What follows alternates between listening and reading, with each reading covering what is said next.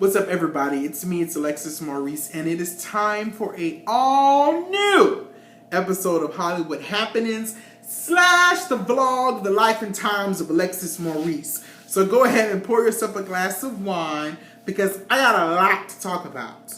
There is just so much going on, or so much has happened in this world over the last, week or so that we just gotta talk. We gotta wrap it up. So go ahead and pour yourself a glass of wine. Now, I will admit, I have already been drinking 1, 2, 3, 4, 1, 2, 3, 4, 1, 2, 3, 4. I've been drinking 4 glasses of wine. I'm currently on my 5th. So I'm going to give you the opportunity to catch up because I'm already full speed ahead.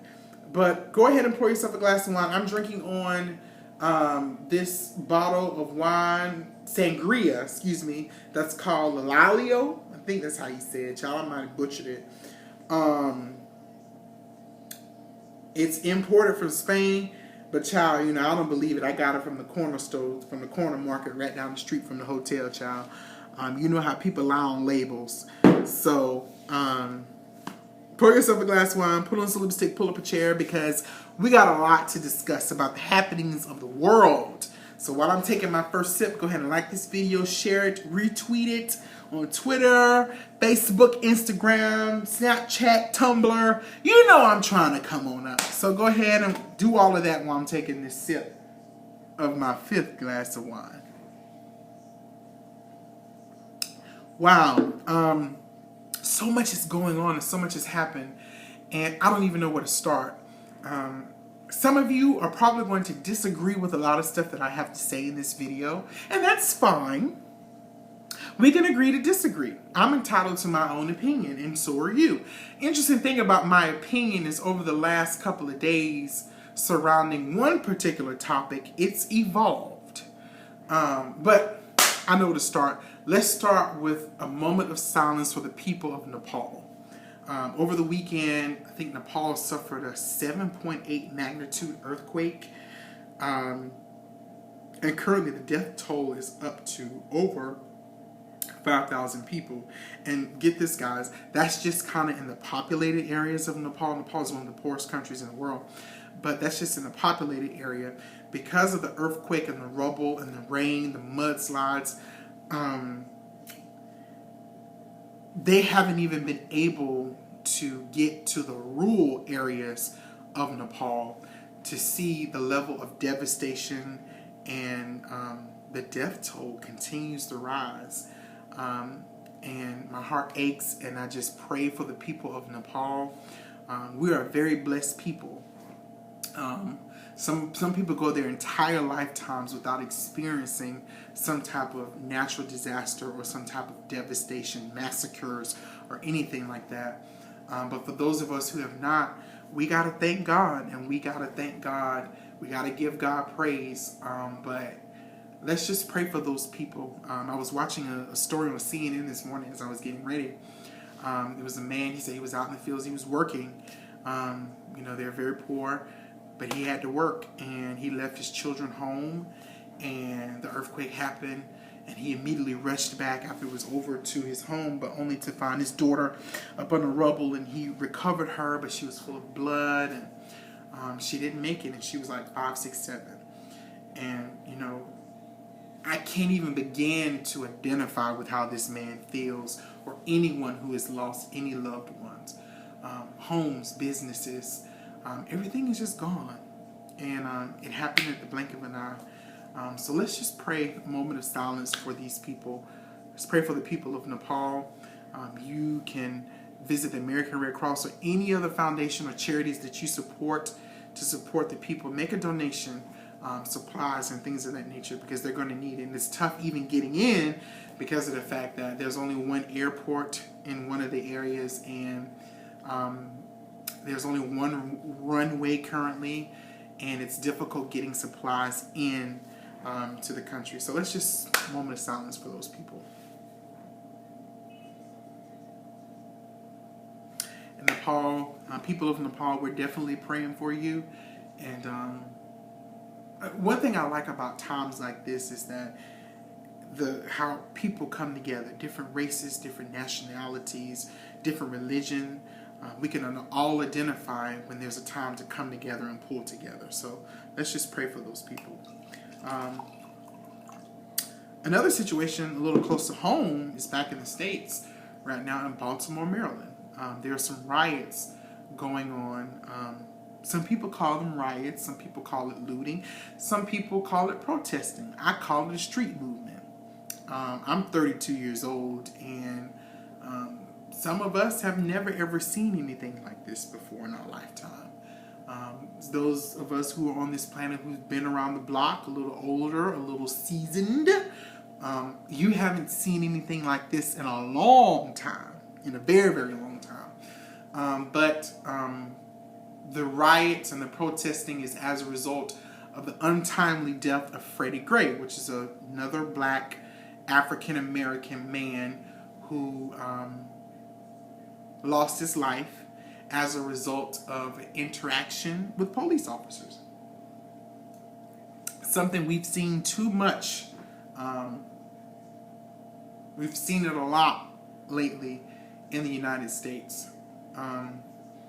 We've seen it too much. Trayvon Martin, Mike Brown, Eric Garner, Freddie Gray. And those are the ones who've been publicized, who made national news. There's a lot of other instances that haven't made national news where our black men are being targeted, and you may not agree, but they're being targeted by police officers, and a lot of excessive force is being used to detain our black men in the United States, in this country, in these United States. But for those of you who don't know what's going on, Freddie Gray, resident of Baltimore, Maryland, out and about one day, and apparently locked eyes with a police officer whom he's known to have history with. Now, when I say history, it's alleged that, this particular police officer has beat up on Freddie and or other people, in the past. Or it's just a reputation that the police officers have in this particular neighborhood where they like to beat up on young black men. He locked eyes and he took off running. Police officers pursued him. There's a total of 6 people who are caught up in this mess. 6 police officers who have all been suspended, again, with pay. And it's been alleged that he was involved in some type of criminal activity.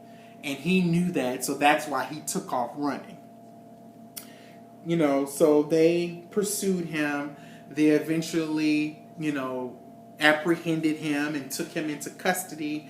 Eyewitnesses say he was beat, that he was drugged. The usual, you don't have to agree, but the usual, even when we are being peaceful, we have to deal with batons, being hit upside the head with batons. We have to deal with fists, us being punched and hit consistently. We have to deal with knees and legs and kneecaps and our necks and in our backs. It's no minimum. It's a requirement that it takes 12 police officers to pull down one black man. That's a requirement now. That's a requirement amongst different police officers and police departments. It's a minimum of 12 people to take down one black man. And we also have to deal with bullets being shot at us. Not in our legs to prevent us, to make us, stop from running. Not in our arm. No, we get shot in our backs. We get shot in our hearts. We get shot, aim to kill. Charleston, South Carolina. But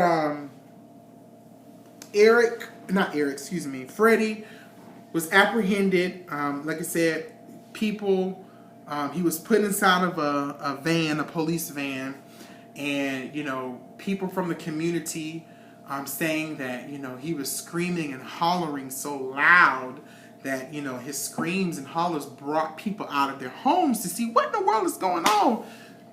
he was demanding medical attention. The people didn't, the police officers didn't want to grant him that. They put him down in the back of the van. They did not secure him in his seatbelt because they didn't want to invade his personal space. Interesting. You didn't want to invade his personal space. But somehow, between him getting in police custody and him finally making it to some type of medical facilities, or when the medics were involved, his voice box was crushed. But in addition, his spine was broken. Where they do that at? Where in the world is a person taken into police custody and somehow, some way, his spine and voice box are broken or crushed? In these United States, that's where it happened. And that's where it happened. It happened here. And what's outraging so many people was that this happened 3 weeks ago. And no one still knows what happened with Freddie Gray. How did his back break? Oh, I know. He was resisting arrest. Oh, I know. He was in the back of the van thrusting himself against the wall of, the police van, screaming and hollering, demanding medical attention while he's throwing himself against the van. And we don't have any answers. He was also in the back of the van with another person who, I don't know if was already in the van, police van, or it was stopped and he was apprehended and put in the back of the police van too. Where's he? Where's this young man? Where's the medical report? 3 weeks now, and we still don't have a medical report explaining what happened, some type of hypothesis or some type of explanation or medical explanation of what in the hell happened to Freddie Gray. And this man died. Freddie Gray is dead. He's now dead. He slipped into a coma by the time he reached the hospital, and then he was in hospital care, and then like almost a week later, if I'm not mistaken, he died. He died. Another black man dead as a result of interacting with police or law officials. And there's a lot of questions that have not been answered. Thus, protesting, peaceful protesting in Baltimore. The family wants to know. The family needs answers. His body has been turned over. They've buried him, which is kind of where all of this started. They buried him. Still no explanation of what happened. Police officers, 6 of them suspended without pay. We don't know where the man who was inside of the van is located. No medical report. But they buried him. And as a result of his funeral, peaceful protesting turned into what I call street movement. In the beginning, I'm not gonna lie to you. In the beginning, when I first saw this on television, and at that time I said this mess on television, I was like, look at these niggers. Not niggas. Look at these niggers. Acting like pure idiots. Acting like coons. Belligerent. Uneducated. Thugs. Yes, I said it because that's what I thought. I said what I said in the beginning. Look at these fools tearing up their own goddamn neighborhood. What is that going to solve? You burning down your apartment buildings, your businesses. I'm like, this don't make no damn sense. Yet again, this is why people say what they want to say about black people. We don't know how to act. We acting like fools. Tearing up every damn thing. Breaking the law. Yeah, lock all their asses up. They're giving us a bad name. I said all of that. And I'm not afraid to say that I did say that. But I started watching the news a little bit more. And when you watch the news, you can't always believe everything you see. So I started reading. Can't always believe everything that you read. But I started doing my own research. Kind of looking at the facts as far as what we know as the facts of what's been presented to us. And I will admit, my opinion started evolving. So I went from saying that they were rioting and looting to they were protesting. And I went from saying they were protesting to a street movement. Well, Maurice, how can you say that they are protesting? These fools are tearing down their own neighborhood. And then I was thinking, you know what? It's real easy for us to sit home in the comfort of our fully furnished, nice homes, suburban homes, decked out lofts, apartments, with our college-educated selves, with our church-going selves, with our some of us, forget where you come from selves.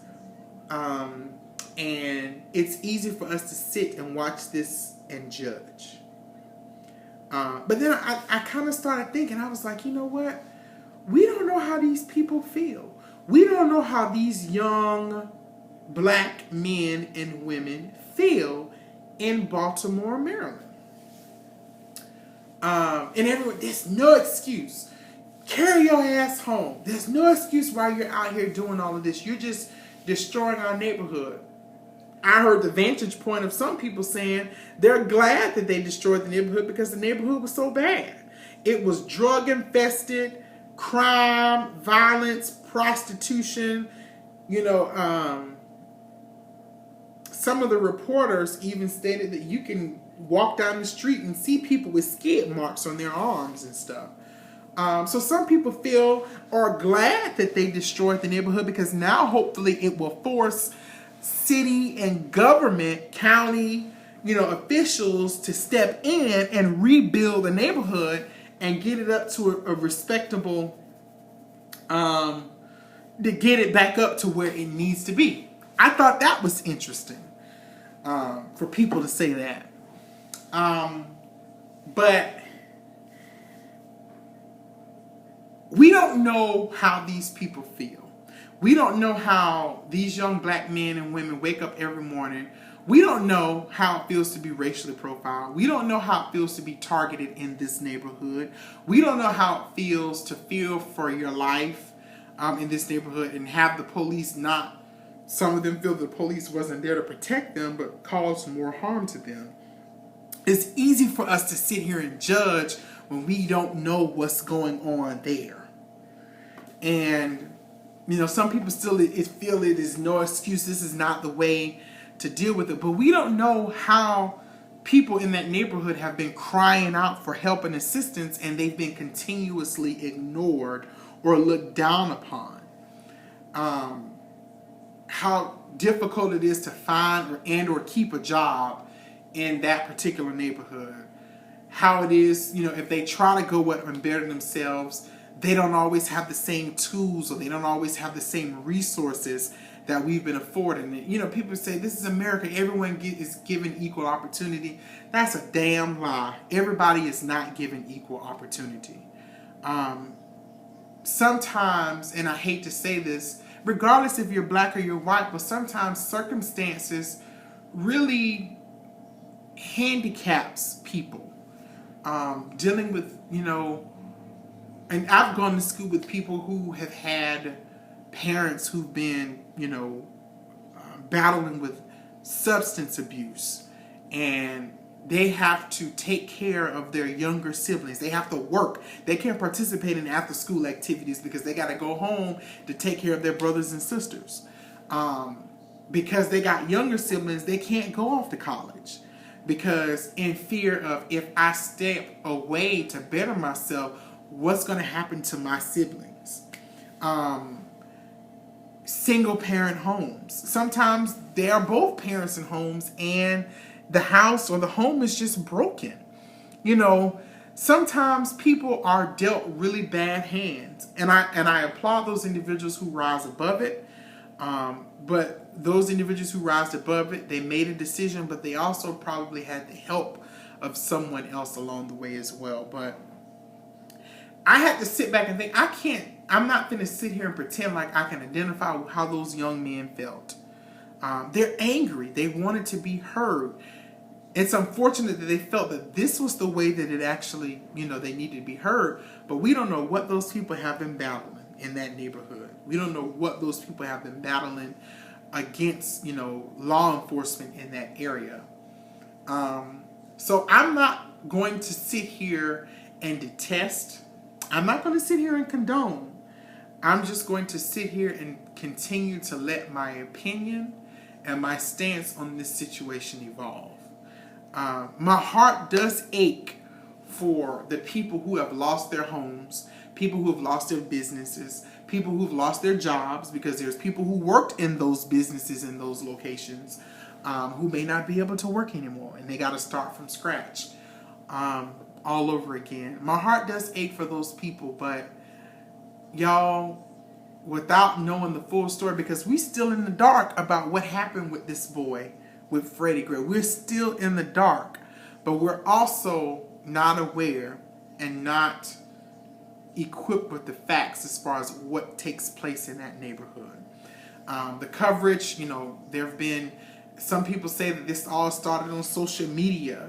People putting tweets out there who ain't got nothing to do with anything, putting the Crips against the Bloods, and pacts made with the police officers, and some say they're not pacts. There have been curfews, where people have broken the law. They've burnt CVS's down. They've stolen, they've looted, they've done all kind of things. And I'm just not going to sit here in judgment. There's actually one particular video that went viral as a result of the Baltimore street protests or street movement. Of a woman who was located her son in the midst of all of this, and she went and removed her son from the situation. And I thought that was very interesting because in the beginning I was like, congratulations, mother. Mother of the year goes to this woman for going and removing her son. She was knocking him upside the head. You could tell that she was, basically telling him, are you damn fool? You out here acting a fool with these damn people? She was giving all of that neck action and bloop, popping him in his head and stuff. Get your ass in the car. Go get in the car. And, he was a little upset. So I applauded her. A lot of people are applauding her. And I still applaud her because she did what she felt was best for her son at the time. And then I was interacting with a friend of mine from college, Will Pruitt. He was on my Facebook wall, and he was like, bad idea. It was wrong for the mother to remove the child from the protest. And I was like, say what? In the beginning, I didn't kind of understand what he was saying. He was like, the mother shouldn't have removed her son from the protest. And my immediate question to him was, well, why not? Or whatever. And I thought about it, and, just interacting with him, it was like, I was like, does he really understand what he's protesting, Will? Is it a situation where he's just out there with his friends, tearing shit up? Or does he really understand what he's protesting? And he said something that resonated with me. He said he understands that another black man was killed by a police officer. And I was like, true. That definitely is true. It doesn't take rocket science to see this. And a 10 or 12-year-old can Google it and see instances that have happened within the last 2 or 3 years of young black men or black men and women being killed up under police custody, or up under with law enforcement. And I was just like, well, that's a good point. He was saying how his great grandmother, I believe, or his grandmother, had his father out participating in protests and things like that, doing segregation and the civil rights movement and things like that. So I thought it was an interesting perspective. And there are some people who don't agree with what the mother did, that she should have allowed the child to sit there. But they've been seen on CNN, post all of this, and even the young man talked about, his mom went home and they talked about it. And she even stated she doesn't want her son to be another Freddie Gray or Trayvon Martin or Mike Brown. She doesn't want to get a telephone call one day and saying that your son has been murdered by a police officer or something of that nature. And I can understand where she's coming from. But I am glad that she, post the situation, had a discussion with her son about the importance of, being able to stand up for what you believe in, but not participating in certain activities that could jeopardize your life or that could potentially jeopardize your future. Because she was saying that, you know, she doesn't want her son to end up like that. She's already struggling enough getting food in his mouth, you know, keeping a roof over his head because she had recently lost 2 jobs. So, you know, it's a very, very interesting, you know, situation. We're continuing to follow it. I'm continuing to follow it. There's another protest that's scheduled for this upcoming Saturday. And from what I've been looking at now, it looks like there's going to be some type of information or police reporting. Maybe the medical report is going to be released this Friday. And, you know, hopefully there's going to be a decision if those police officers will be indicted or whatever the case may be. But this is definitely tumultuous times here in the United States. I hate that all of the rioting, protesting, looting, street movement, whatever you want to call it, is taking, to me, it is taking away from the conversation that needs to be had or needs to be discussed about racial profiling. It's an issue here in the United States. Oh, and a lot of people are upset because President Obama called the people who were involved in the street movement thugs. Now, I will admit, political officials have to be careful about the things that they say. They have to be very strategic. A lot of people are expecting President Obama to just thrust himself in the middle of the situation because he's an African-American man. And I'm not going to sit here and say that, you know, there are times where I did want President Obama to say something, to say, you know what, fuck the nation. I'm a black man and this got to stop. You know, a part of me did want that. But another part of me understands the position that he's in. And, you know, it's difficult for him to just come out and say those types of things without there being consequences. Because at the end of the day, even though he's a black man, he is the leader of the free world. So he represents not only black people, but he represents all men. He represents all women. He represents all ideals. He represents all religions. And, you know, there is a responsibility that he has. Thugs probably wasn't the best word to choose because so many black men are already labeled as thugs out there. But President Obama has used that word before. It's not the first time that he's used the word thug. At the end of the day, in the beginning of the morning, it's not the best word that he could use, but a lot of people are using that as a catalyst to take away from the discussion that needs to happen. And if you notice at the end of his, you know, speech that day, he stated that this is a part of a larger issue.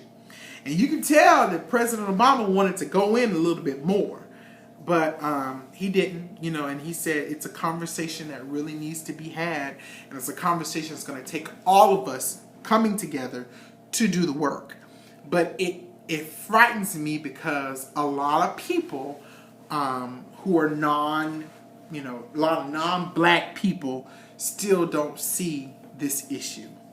And it breaks my heart because if it was their sons and their grandsons and their husbands being targeted, and I'm not going to even say targeted, being targeted the way that we are, it would be a different story. We've seen it. You know, you get mad over pumpkins and schools losing games and you tear up the damn city. But when we protest, you know, there has to be some type of curfew or, you know, law enforcement has to be involved. Even the mayor of how she handled the whole situation there in Baltimore, she's being scrutinized as well.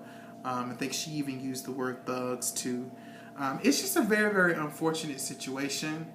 And I just hope that at the end of the day, when the dust settles, I'm glad to see people are getting out there. They're working to clean up. It was a beautiful thing to see people some of our more seasoned black men and women come out to try to teach the younger generation of how to handle these situations. But this younger generation is very, very different. They don't take shit from anybody. Our seasoned men and women of African American race, they are used to nonviolent protests. Some of them are, and they believe in handling situations in what the younger generation views as a very passive way to approach and deal with it. But these young people are, I'm in your face, you're not going to do this shit to me. And unfortunately, it's gone a little too far because they disrespect old people and they disrespect their parents and teachers and they just want to fight, but our seasoned people are wanting to teach them a different way. But what I encourage our seasoned people is don't just wait until these types of situations to teach us. Teach us all the time, even when there's not something going on. But it's an unfortunate situation, and we just have to pray for Baltimore. We have to pray for the young people. Last night was a whole lot calmer than Monday night. So let's just continue to pray for our young people. And pray for the people of Baltimore as well. Something else that went on.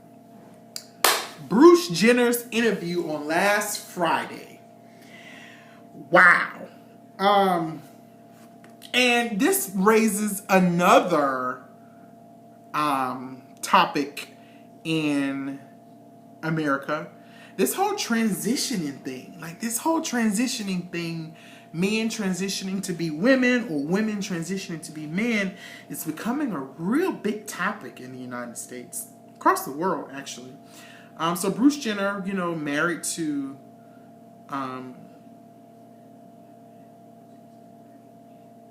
I'm not going to have this discussion. We'll talk about this later.